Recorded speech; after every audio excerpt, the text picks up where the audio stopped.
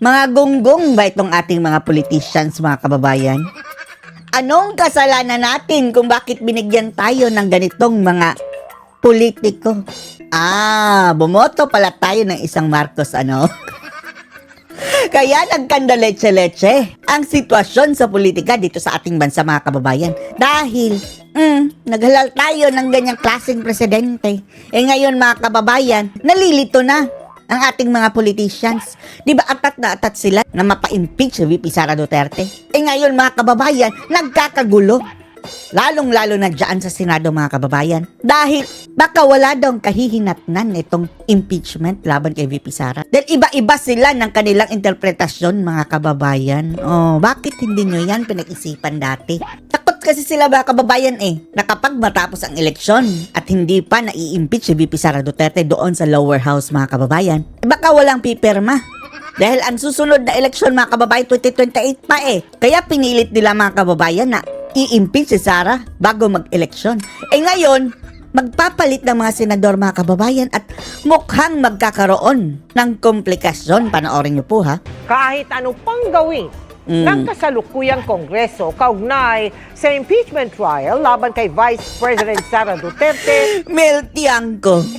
ang 20th Congress pa rin, anya, ang masusunod kung itutuloy ito. Sinabi yan ni Senate President Chis Escudero sa pagbabalik sesyon ng Senado. Pero pinagdedebatihan ngayon ng mga senador. Pwede nga bang ituloy ng susunod na Kongreso? Dalhin nyo na yan sa Korte Suprema. Ito rin Korte Suprema, ang tagal din magdesisyon, mga kababayan. Ang impeachment trial. Nakatutok live. Si Kaysa naman mag-aksaya kayo dyan ng panahon. Gonzales. Mel, kanina meron nang pahapyaw ng debate dito sa diskusyon ng impeachment trial ni Vice President Sara Duterte dito sa Senado. Pero ang sabi ni Senate President Chis Escudero, sa June 11 pa magsisimula ang impeachment proceedings. Na-move na naman, mga kababayan. Hindi lang daw ang presentation of... Si Tolentino, mga kababayan, mukhang nagpapasipsip na naman doon kay VP Sara Duterte. Ang sabi niya, mukhang patay na daw, mga kababayan, impeachment kung paaabutin pa ng June 30. Wow! Bakit hindi mo yan pinilit dati, Tolentino, noong February? May panahon pa sana na matapos ang impeachment. Articles of impeachment laban kay Vice President Sara Duterte ang inaasahang mangyari sa June 11. Isasabay na rin dyan ang pag-convene ng impeachment court, panunumpa ng mga senator judge at pag-i-issue ng summons para sumagot ang kampo ng bise at ng prosekusyon. Pero mangyari man lahat... Ayun, si Bong Revilla, bye-bye na. Alis! Olat, magaong Pilipinas. Si Tolentino, mga kababayan, talo. Yung 19th Congress, sabi ni Senate President Chis Escudero, hindi raw nito matatali ang mga senador sa 20th Congress. Kaya nang tanungin kung pwedeng hindi ituloy ng 20th Congress ang impeachment trial na nakatakda dapat sa July 30. Pagdating ng 20th Congress, mga kababayan, si Bak na tong si, waiter. July 29, doon pa lamang siguro mapag-uusapan yung schedule na gagawin ng 20th Congress. Ulitin ko, hindi namin pwede o kayang i-bind ang 20th Congress. Although karamihan ng mga miyembro ng 19th ay nandun din sa 20th Congress, kailangan itong pagpasyahan muli ng 20th Congress either by an affirmative vote or by their silence and acquiescence. Pwedeng sabihin ng 19th Congress, tatawid yan, pero ang pasya ng 20th Congress, hindi tatawid yan. At i-dismiss nila. Yang kaululan niya, mga kababayan, hindi ba nila yan naisip na mayroong posibleng asunto pagdating dyan nung ipinail nila yan bago mag-eleksyon? Mga bugok ba, mga kababayan, ang mga ulol na to? O isa na naman ba itong diversionary tactic, mga kababayan, ng mga ngag-ngag? Dahil alam nilang, magkakagulo ito. Kahit wala kahahantungan, pag-uusapan, pagkakaguluhan. Nada-divert na naman ang usapan, mga kababayan. Pero dyan sila nagkakamali. Bagamat inaaliw nila tayo dito sa kanilang mga salsuela, mga kababayan, hindi natin nakakalimutan ang ginagawa ng administrasyon ngayon. So, depende. Sa dulo, you have to understand, in Congress, plenary is supreme. It's not the decision or the voice of one member. Kasasabi nga lang ni Tito Soto na parang ikaw na ang naghari-harian dyan. Parang ikaw na ang nagdedesisyon. Hindi mo kinukonsulta yung kasamahan mo, waiter. Even if he or she is the Senate President or an officer of the Senate or the House. Oh, marap ka daw sa salamin. Desisyon palagi ng plenaryo ang mangingibabaw. Matatanda ang ipinagpaliban ni Escudero ang presentasyon ng Articles of Impeachment mula June 2 sa June 11. Uunahin kasi nila ang priority bills na kailangan ipasa bago matapos ang 19th Congress. Ang sabi ni Si Escudero, Robin. Si Robin, no? Ang Wala bugya. Ang bigote. Escudero, wala raw kinalaman sa desisyong ito si Pangulong Bongbong Marcos. Sige, i-absuelto mo. Kahit anong deny nila mga kababayan, bugok lang ang hindi naniniwala na walang kamay dito ang administrasyon. Sino ba ang kalaban ni VP Sara? Mga Marcos, mga Romualdez, di ba? Wala nang iba. Lokohin yung mga ulol nyo. Walang sinabi ang Pangulo o walang utos ang Pangulo. Tingin ni Shut up, Escudero, you hindi waiter. ito labag sa konstitusyon. Kung may kukwestiyon, pwede nila ito iakyat sa Korte Suprema. Reaksyon niya sa komento ni Congresswoman-elect Laila de Lima na tila pinapatay na ng Senado ang impeachment trial ng bise. Isa pa yang si Saba. Ba't nag-iepal ka, Saba? Mamaya ka na, hindi ka pa nakaupong senadora. Ay, hindi pala, kongresista. Shut up muna, Saba. Wala ka pang bilang ngayon. Hindi ko trabahong reactan ang congressman-elect na hindi pa naman formal na nagiging prosecutor o bahagi Sampalin mo yan ng saging mo, cheese. ng